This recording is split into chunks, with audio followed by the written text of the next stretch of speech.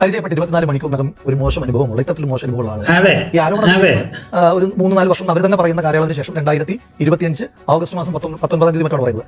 ആ ഓഗസ്റ്റ്, അതായത് ഇതിൽ നിന്ന് വ്യക്തമല്ലേ, പരിചയപ്പെട്ട് 24 മണിക്കൂറിനുള്ളിൽ കൂടെ കിടക്കാൻ വരുമോ എന്ന് പറഞ്ഞ് വിളിച്ചു എന്ന് പറഞ്ഞ് പരാതി പറഞ്ഞ ആളാണ്. ആളിനെയാണ് 2, 3, 4 വർഷമായിട്ടും പിന്നെയും കോണ്ടാക്റ്റാണ്.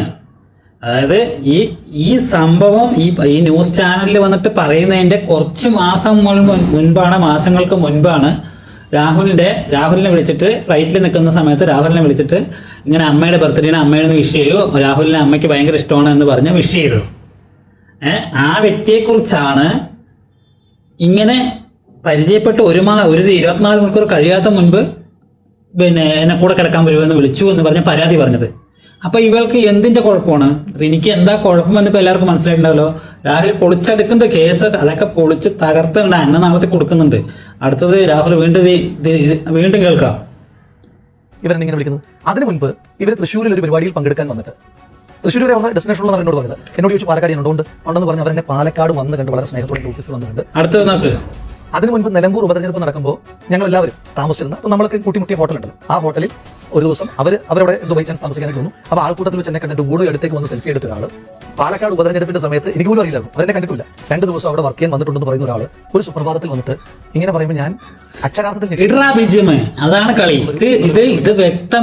ഇത് വ്യക്തമല്ലേ രാഹുലിനെ കൊടുക്കാൻ വേണ്ടി കാണിച്ച തരവഴിത്തരവും തെമ്മാടിത്തരവും ചേറ്റത്തരവാണെന്ന് ഉറപ്പല്ലേ? ഇത് റീനിക്ക് എങ്ങനെയെങ്കിലും ഫെയിം ആകണം, രാഹുലിനെ കൊടുക്കണം. രാഹുലിനെ ഇവള് പ്രേമിച്ചു, അത് തന്നെ പ്രേമനൈരാജ്യം. എങ്ങനെയെങ്കിലും പ്രേമിച്ചിട്ട് ഇവന്റെ കൂടെ ഇരിക്കാമെന്ന് വിചാരിച്ചു. ഭാവിയിൽ മുഖ്യമന്ത്രി വരെ ആകാനുള്ള ഒരു ചാൻസ് ഉള്ള കെൽപ്പുള്ള ആളാണ് രാഹുൽ എന്ന് മനസ്സിലാക്കിയപ്പോ രാഹുലിനെ അങ്ങോട്ട് കൂട്ടുപിടിച്ചു. നോക്കിയാൽ രാഹുൽ പിടി കൊടുത്തില്ല.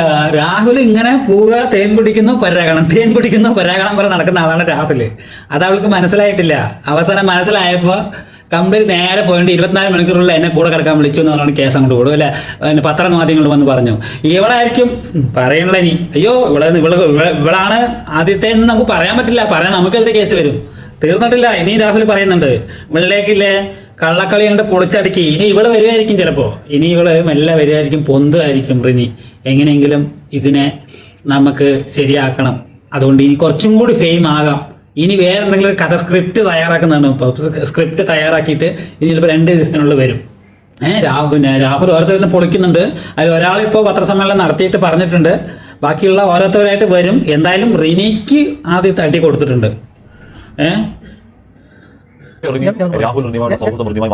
ഞാനൊന്ന് പറഞ്ഞെ, അപ്പൊ അങ്ങനെ അല്ല പിന്നെ പ്രണയമാണല്ലോ. ഞങ്ങൾ തമ്മിൽ സൗഹൃദത്തിൽ അങ്ങനെ പൊസഷന്റെ ആവശ്യമുണ്ട്. സൗഹൃദത്തിന്റെ തെറ്റും ശരിയൊന്നും അല്ലല്ലോ എന്ന് പറഞ്ഞത്. അതാണ് 24 മണിക്കൂർ തെറ്റ് ചോദിച്ചു, മോശമായിട്ട് സംസാരിച്ചു, എന്നിട്ട് 4 കൊല്ലം കൊണ്ട് നടന്നു. ഞാൻ ആ കൺവെർസേഷൻ പൂർണ്ണമായിട്ട് ഞാൻ പറഞ്ഞല്ലോ, പ്രീമിയം അനുവദിച്ചാൽ കൺവെർസേഷൻ മൊത്തം ഫുൾ കൺവെർസേഷൻ ഞാൻ അതങ്ങനെ ബ്ലാക്ക് മെയിലിംഗ് ആണ്. സോ എനിക്കിപ്പോഴും മനസ്സിലാവുന്ന എന്നെ പറ്റി എന്തും പറയാം.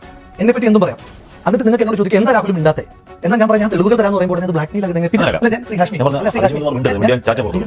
ചോദിക്കുന്ന ഹാഷ്മി, പിന്നെ ഞാൻ എങ്ങനെ പ്രൂവ് ചെയ്യണമെന്ന് ശ്രീ ഹാഷ്മി ആഗ്രഹിക്കുന്നത് ഞാൻ പറഞ്ഞാൽ മതിയോ? കോടതികൾ തീരുമാനം എടുക്കുന്നവരെ നിങ്ങൾ കാത്തിരിക്കാൻ തയ്യാറല്ല. ഞാൻ മറുപടി പറയാത്തത് നിങ്ങൾ ചോദിക്കും.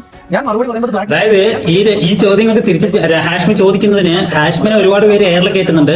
പക്ഷേ ഹാഷ്മിനെ എയറിൽ കയറ്റണ്ട. കാരണം ഹാഷ്മിനെ വേണമെന്ന് രാഹുൽ വിളിച്ചിട്ട് പോയതാണ്. അപ്പൊ ഹാഷ്മി മിണ്ടാതെ ഇങ്ങനെ താടിക്ക് കൈയും കൊടുത്തിരുന്ന ഹാഷ്മിനെ തെറ്റിദ്ധരിക്കും. അതുകൊണ്ട് ഹാഷ്മി കറക്റ്റ് കുറിക്കുള്ള ചോദ്യങ്ങൾ ചോദിച്ചത്. പക്ഷെ സപ്പോർട്ട് ഹാഷ്മി രാഹുൽ തന്നെയാണ്. അതുകൊണ്ട് തന്നെയാണ് ഇപ്പൊ ഇങ്ങനെ ഒരു ഇന്റർവ്യൂ വേറെ ഏത് ചാനലില്ലാതെ 24 തന്നെ പോയത്. ചാനലിൽ ഭയങ്കര അതിനൊക്കെ നല്ല വ്യൂസ് ആയിരിക്കും. ഓരോരോ ബിറ്റിനും ഫുൾ വ്യൂ ആണ്. 49 മിനിറ്റ് എക്സ്ക്ലൂസീവാണ് വിട്ടിരിക്കുന്നത്. 49 മിനിറ്റിന്റെ അതിൽ കൂടുതലുണ്ടോന്ന് അറിയില്ല, കട്ട് ചെയ്ത് വന്നാണോന്ന് അറിയില്ല. പക്ഷേ രാഹുൽ ഇതിൽ പറയുന്നുണ്ട് എനിക്ക് പറയാൻ അനുമതി, എന്നെ ഇപ്പോഴെങ്കിലും പറയാൻ അനുവദിക്കൂ. രാഹുൽ ചോദിക്കുന്നത് സത്യമല്ലേ? എങ്ങനെ നിങ്ങൾ എന്താ എന്നെ ബ്ലാക്ക് മെയിൽ ആണോ എന്ന് പറയുന്നത്? ബ്ലാക്ക് മെയിൽ സത്യങ്ങൾ പറയുമ്പോൾ ബ്ലാക്ക് മെയിൽ ആണോ ചോദിക്കുന്നത് എന്തിനാണ്? ബ്ലാക്ക് മെയിൽ ആണോ എന്ന് സത്യങ്ങൾ എനിക്ക് പറയാനുള്ള അവസരം വേണ്ടേ?